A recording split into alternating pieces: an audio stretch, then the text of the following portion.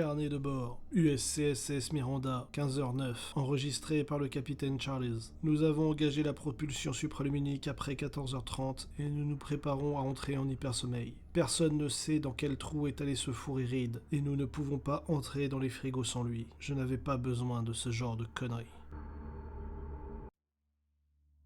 Bonjour à tous, ici Asdar. Aujourd'hui, je vais vous aider à préparer votre histoire. Nous attaquons la troisième partie du livre de règles du kit de démarrage d'Alien, le jeu de rôle, toujours pour essayer de voir d'un point de vue de meneur ou de meneuse, et là également de victime, comment utiliser un manuel de jeu de rôle. Les compétences du jeu sont plutôt limitées. On en a 12, c'est très peu pour un jeu de rôle, et en même temps, pour un jeu de rôle d'horreur qui propose de jouer quasiment du court-métrage, c'est plus que suffisant. Chaque personnage a 4 attributs, chaque attribut a 3 compétences qui lui sont rattachées. Les personnages n'ont pas toutes les compétences. Quand un personnage n'a pas de valeur dans une compétence, il utilise son attribut brut. À savoir qu'il y a certains tests qui ne peuvent être faits que si on a le matériel requis en plus de voir l'attribut et la compétence. Bien évidemment, c'est plutôt logique. Par exemple, pour faire du combat à distance, il faut une arme à distance. Ça peut paraître con, mais c'est mieux quand on a les bons outils, tout simplement. Le système de règles est plutôt simple, mais très dur. Dans la partie précédente, j'ai parlé des réussites automatiques que l'on peut gagner grâce aux points de récit. Et vous allez voir à quel point ils vont se retrouver vitaux maintenant. En gros, quand on doit faire un test de compétences, on jette un nombre de dés égal, comme je viens de le dire, à son attribut, à la valeur de compétence qu'on a, et à l'éventuel bonus que l'on a, qui traîne. Vous avez également les dés de stress, qui doivent être ajoutés à tous les tests que vous faites. À partir du moment où vous avez un niveau de stress, vous lancez un dé de stress en plus de tous vos dés. Les dés de stress peuvent potentiellement ajouter des réussites, mais peuvent provoquer des tests de panique. Très important à noter. Pour réussir un test, si vous n'utilisez pas les dés du jeu, sachez que ce sont des D6 basiques. Les dés de stress doivent être d'une couleur différente.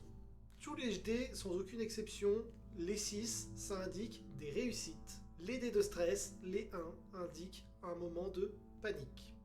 C'est aussi bête que ça.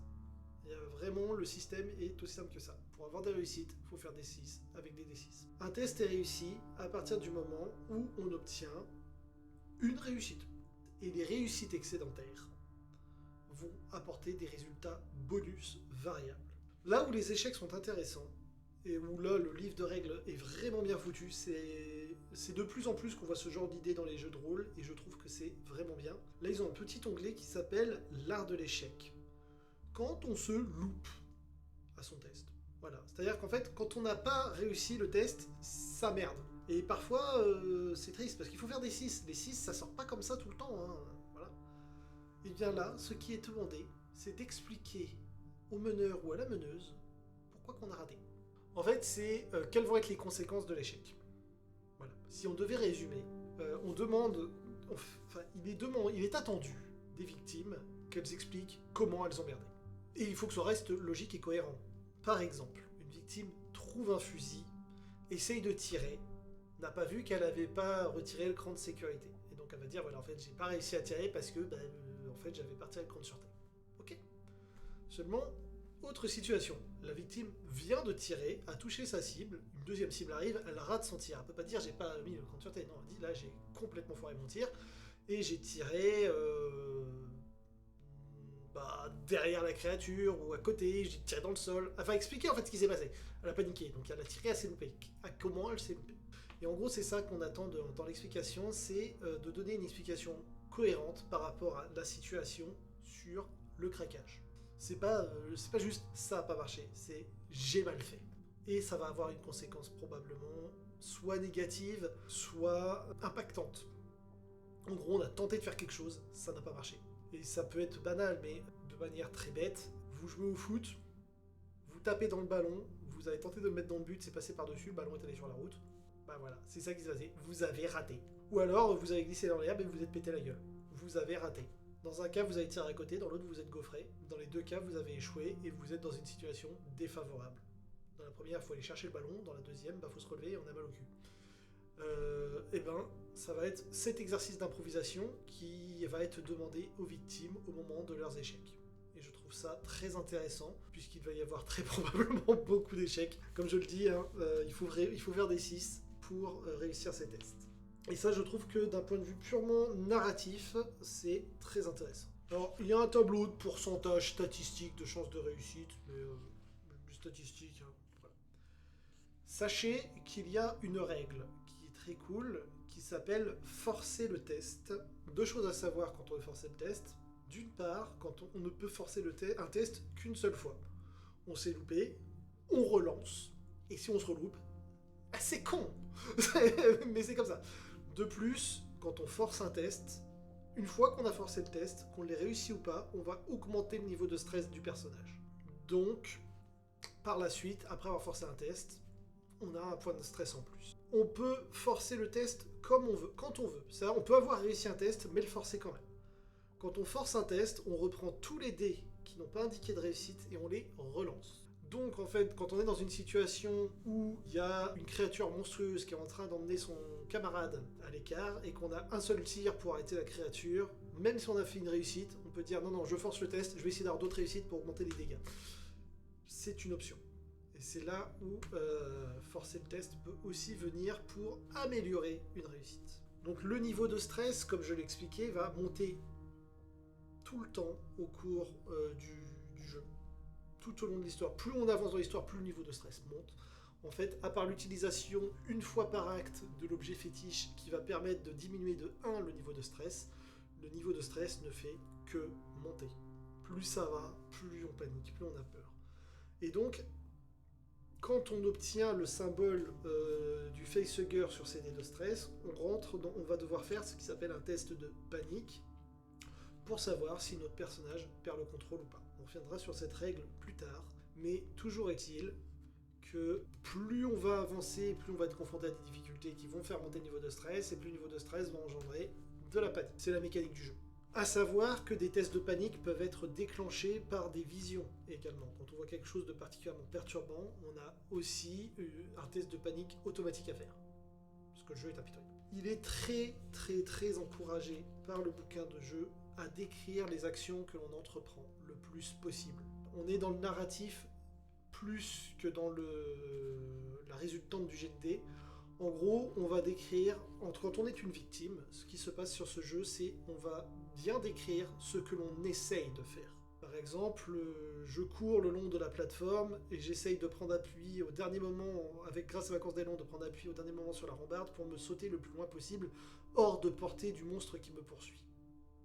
En visant de préférence la nacelle en face, ou que sais-je, voilà. Ok, donc là, le meneur, la meneuse, c'est ce que vous voulez faire. Vous dit, fais-moi ton test. Donc là, vous faites le test, vous vous gaufrez. Du coup, à quel moment ça foire? Pendant que vous courez, quand vous montez sur la rambarde, quand vous sautez, c'est vous qui êtes libre de décrire à quel moment vous vous chiez dessus. Mais vous vous chiez dessus. C'est-à-dire que vous voulez faire ne marche pas du tout. Maintenant, vous pouvez choisir de vous péter la gueule pendant votre course et de vous faire rattraper par la créature, de trébucher quand vous essayez de sauter sur la rambarde et de vous bloquer dessus et de perdre du temps, de rater votre saut et de vous rétamer en bas, c'est votre choix. Mais toujours est-il que sur l'action, vous décrivez ce que vous comptez faire. Vous faites le test et vous décrivez la conséquence de votre test. Ça peut être vous réussissez tellement bien que c'est hyper classe, ça peut être vous vous rétamez, ça peut être ouais, c'est fait, voilà. C'est libre. Mais à ce moment-là, c'est comme ça qu'est censé se passer ce jeu. On invite les victimes à décrire leurs actions.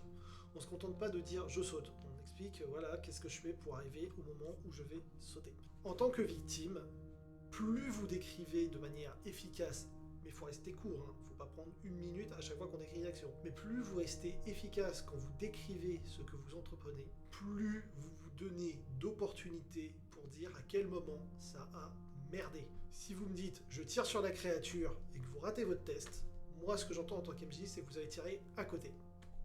Maintenant, si vous me dites j'essaie de me cacher légèrement derrière le corps de machin et je tire sur la créature, bon bah je peux vous dire en fait tu t'es jeté à terre, t'appuies sur la gâchette, t'as tiré dans le corps. Ça, je vais l'accepter du coup. Cette sortie-là est possible. Vous vous êtes donné un obstacle entre vous et la créature, vous avez pu potentiellement tirer dans l'obstacle. En gros, plus vous allez décrire la scène, plus vous allez avoir de possibilités de foirer sans que ça soit au maître du jeu, ou à la meneuse, hein, le maître ou la maîtresse de jeu, de choisir à quel moment ça merde. Si c'est vous qui avez bien décrit la scène, vous avez l'opportunité de vous mettre dans la merde, mais de manière contrôlée. Parfois, il vaut mieux trébucher que de tomber dans le vide. C'est bête, mais il vaut mieux trébucher avant le précipice que de tomber dans le précipice. Hein. Parfois, c'est plus intéressant. Mais voilà, donc en gros, le jeu invite à décrire, et je trouve ça cool. J'ai oublié de le préciser en présentant mes vidéos. À partir de la deuxième partie du bouquin de règles, il y a beaucoup d'exemples qui sont donnés de comment ça se passe, afin de pouvoir vous aider à comprendre comment jouer. Il est très important de noter qu'il y a également un encadré qui indique qu'il faut vraiment limiter les jets de dés. Et là, en tant que maître du jeu, je ne peux qu'être d'accord avec cela. Chaque jet de dés peut entraîner une catastrophe pour l'équipe. On n'est pas comme dans Donjons et Dragons. Dans Donjons et Dragons, t'arrives pas à crocheter la porte n'est pas crochetée. Là, t'arrives pas à accrocher la porte, tu dois me dire pourquoi t'as pas accroché la porte, qu'est-ce qui s'est mal passé, pourquoi tu es bloqué maintenant, et qu'est-ce qu'il y a qui fait que tu voulais crocheter la porte et qui fait que maintenant t'es dans la merde. En gros, le stress, la panique est permanente, omniprésente, et quand on rate un test, c'est que c'était un test qui était capital, et le fait de l'avoir raté va avoir des conséquences désastreuses. Donc il faut vraiment qu'il y ait très très peu de tests. Que chaque test compte, et que rater un test entraîne un problème. Et par contre, que réussir un test entraîne une solution. Voilà, c'est les deux. C'est de donnant. Le test, il n'est pas fait uniquement pour ne pas être dans la merde. Il est fait pour améliorer sa situation, tout bêtement. Et donc là, on va avoir les règles qui vont être très importantes et qui vont d'ailleurs souligner ce que je viens de dire. Il y a la règle qui indique qu'on n'a qu'une seule chance. Autrement dit, un test ne peut être fait qu'une seule fois. S'il est raté, il est raté. C'est-à-dire qu'il va falloir trouver une autre solution que la solution qui était offerte par la réussite de ce test. Il est possible de travailler en groupe. Travailler en groupe va apporter des bonus. Il n'y a qu'une seule personne qui va faire le test, mais par contre, potentiellement, elle va avoir des dés en plus. Il va y avoir des modificateurs extérieurs et intérieurs. Auquel cas, donc là, on va augmenter ou diminuer la difficulté grâce aux modificateurs. Ça peut être, par exemple, j'essaie de sauter très loin et en plus on a diminué la gravité, donc ça doit aller, je saute mieux. Ou ça peut être, je porte quelqu'un sur mon dos et j'essaie de sauter très loin, ça va être dur. Donc j'augmente la difficulté. Le modificateur ajoute des dés à lancer ou on retire. Il ne faut pas obtenir 2 réussites. Mais par contre, on peut vous dire, bah tu vois, tu essayes de démarrer rapidement cette machine. Sur ton test, tu vas me retirer 2 dés parce que la machine, elle est endommagée ou que sais-je.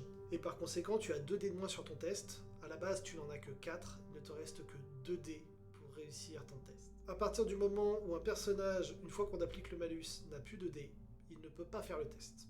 Alors, bien sûr, le personnage peut avoir conscience qu'il n'a aucune chance de réussir le test, et par conséquent, il peut tenter autre chose à la place. C'est-à-dire, en fait, voilà, tu lui dis, bah là, t'as -3, dommage, j'ai donné, du coup, je peux pas le faire, fais autre chose. Pour définir la difficulté, il faut être juste. Le jeu est injuste. En fait, là, il n'y a pas besoin d'être sévère en tant que meneur ou meneuse, le jeu est injuste. Ne mettez pas des malus pour voir si ils réussissent un peu trop, donc je vais leur mettre une difficulté supplémentaire. Non, il n'y a pas besoin. Mettez-leur des difficultés liées à ce qui se passe dans l'histoire. Uniquement liées à ce qui se passe dans l'histoire. Aucun malus de « ouais, mais vas-y, il m'a saoulé, il a réussi 3 tests d'affilée, j'en ai qui ratent ». Les tests ont pour objectif de tuer... En fait, quand on rate un test, il y a de bonnes chances qu'on se blesse. Ça sert à rien de mettre de la difficulté supplémentaire. Les victimes vont mourir pendant la partie. Donc ça sert à rien de leur mettre des bâtons dans les roues. Ils vont en prendre plein la gueule. Il est vraiment hautement improbable que les victimes s'en sortent. Ça sert à rien d'augmenter la difficulté arbitrairement parce qu'un tel ou un tel a fait un truc. On s'en fout. On est vraiment pas dans du Donjons et Dragons. C'est là où je veux en venir. En fait, on n'est pas dans du Donjons et Dragons où une petite erreur parce que voilà, c'était rigolo, vas-y, on le fait. Là, non. C'est vraiment les victimes vont être en situation difficile permanente, donc il vaut mieux essayer de jauger la difficulté par rapport à la situation et pas par rapport à son appréciation du taux de réussite de l'équipe.